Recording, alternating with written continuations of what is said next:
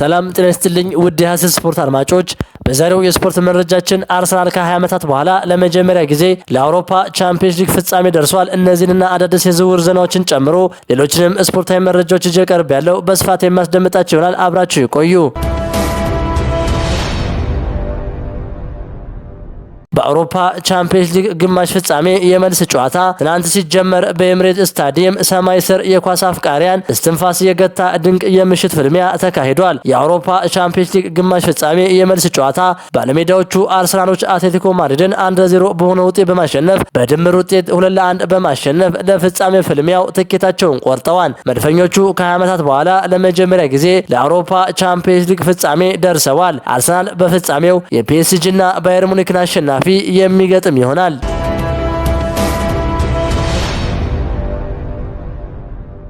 ይህ የእንግሊዝ ፕሪሚየር ሊግ ነው። የዳኛው ፊሽካ እስኪሰማ የሚሆነው የሚፈጸመው ለሰከንድ የማይገመትበት ገናናው የዓለማችን ሊግ። ይህ ለመድፈኛው አርሰናል የተፈጸመ የቶፊሶች ህያው ውለታ ነው። በጸና የድል ጉዞ ዓመቱን ሙሉ የቀጠለው ድንገት ወሳኙ የውድድር ምዕራፍ ላይ ከዋንጫው በፊት እንደ ልማዱ ተሽኮርምሞ የደጋፊዎቹን ልብ ያራደው እንደገናም ቀድሞ የመጫወት አጋጣሚውን በአግባቡ ተጠቅሞ ከማንቸስተር ሲቲ የ6 ነጥብ ልዩነት ይዞ የኤቨርተን ሲቲ ጨዋታ በጥፍሩ ቆሞ ለጠበቀው መድፈኛው አርሰናል ከኤቨርተን የተፈጸመ ታላቅ የህይወት ዘመን ውለታ።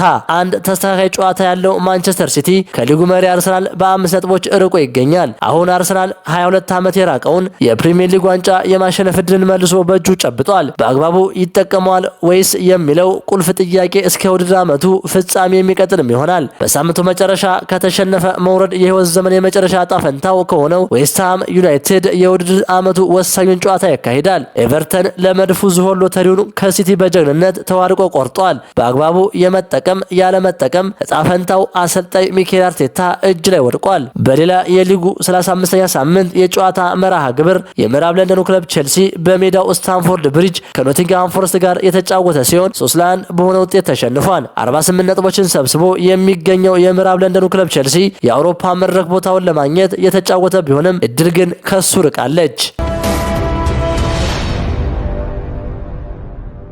በዓለም እግር ኳስ መነጋገሪያ የሆነው የኔይማርና የሮቢንሆ ልጅ ግጭት ነገሩ እንዲህ ነው።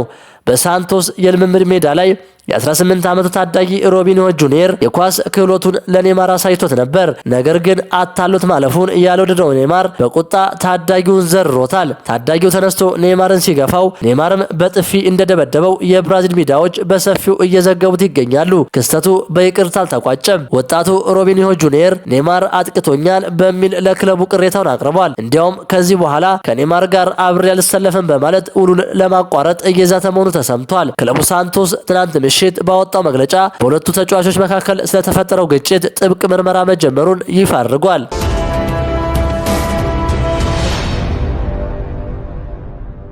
ማይክል ካሪክ የማንቸስተር ዩናይትድ ቋሚ አሰልጣኝ ሊሆን ነው። በማንቸስተር ዩናይትድ ቤት ትልቅ ውሳኔ ተላልፏል። ክለቡ ማይክል ካሪክን በቋሚነት ለመሾም ሙሉ ስምምነት ላይ መድረሱ ተሰምቷል። ክለቡ ሊያጫቸው የነበሩ 8 ተቀናቃኝ አሰልጣኞችን ውድቅ በማድረግ ካሪክን ብቸኛ ምርጫ አድርጓል። ዩናይትድ አሁን ላይ የካሪክን ረዳቶች እያዘጋጀ ሲሆን የባየር ሙኒኩን አሰልጣኝ አሮን ዳክሰን ለማምጣት ንግግር ጀምሯል። የክለቡ ቁልፍ አመራሮች በካሪክ ሹመት ላይ ሙሉ በሙሉ ተስማምተዋል። የዩናይትድ አዲስ ዘመን በይፋ ሊጀመር ጥቂት ቀናት ብቻ ቀርተዋል።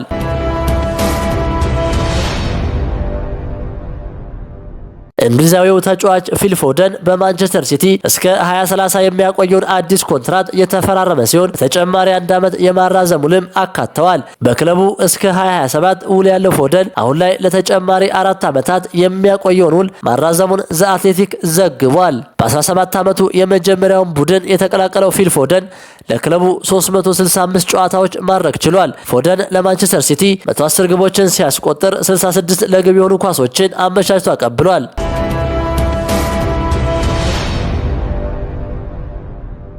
ማንቸስተር ዩናይትድ ብራዚላዊውን አማካይ ኤንደርሰንን ከአትላንታ ማስፈረም ይፈልጋል። ማንቸስተር ዩናይትድ ለብራዚላዊው አማካይ ከ30 እስከ 40 ሚሊዮን ለማውጣት ዝግጁ ናቸው። አትሌቲኮ ማድሪድ ተጫዋቹን ማስፈረም ቢፈልግም ክለቡን ማሳመን ባለመቻላቸው ኤንደርሰን ወደ አትሌቲኮ ማድሪድ የሚያደርገው ዝውውር ቆሟል።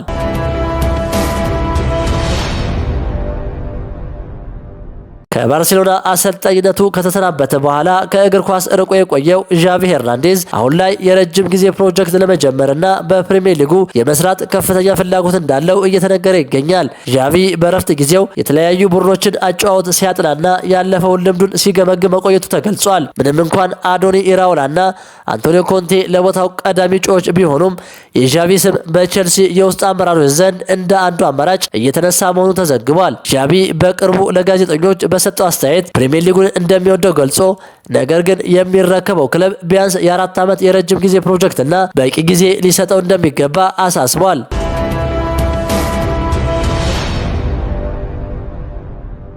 በእግር ኳስ ዓለም ትልቅ ተስፋ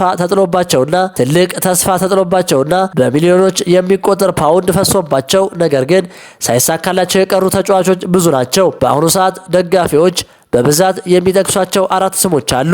ሚካኤሎ ሙድሪክ ቼልሲ በ88 ሚሊዮን ዩሮ የሙድሪክ ዝውውር በታሪክ መጥፈው ተብሎ እንዲጠቀስ ያደረገው በቅርቡ በዶፒንግ ምክንያት ለ4 ዓመታት ከእግር ኳስ መታገዱ ነው። ለቼልሲ በ73 ጨዋታዎች ያስቆጠረው 10 ጎል ብቻ ሲሆን ከእገዳው ጋር ተዳምሮ ለክለቡ ትልቅ ኪሳራ ሆኗል። አንቶኒ ከአያክስ ወደ ማንቸስተር ዩናይትድ በ85 ሚሊዮን ዩሮ ለማንቸስተር ዩናይትድ ፈረመ።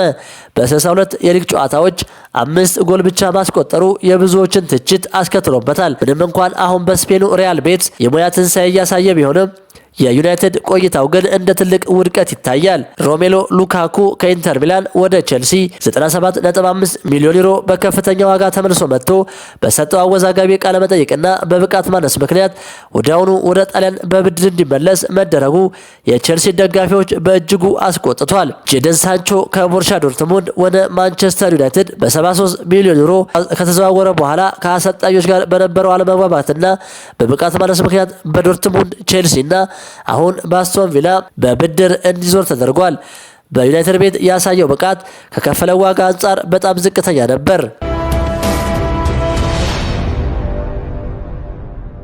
ክቡራን የሐሴት ስፖርት አድማጮች የዛሬው የስፖርት መረጃችን ይህንን ይመስል ነበር። ሐሳባችሁን በኮሜንት አጋሩኝ። ለሌሎችም እንዲደርስ ሸር አድርጉት። ቸር ተመኘን።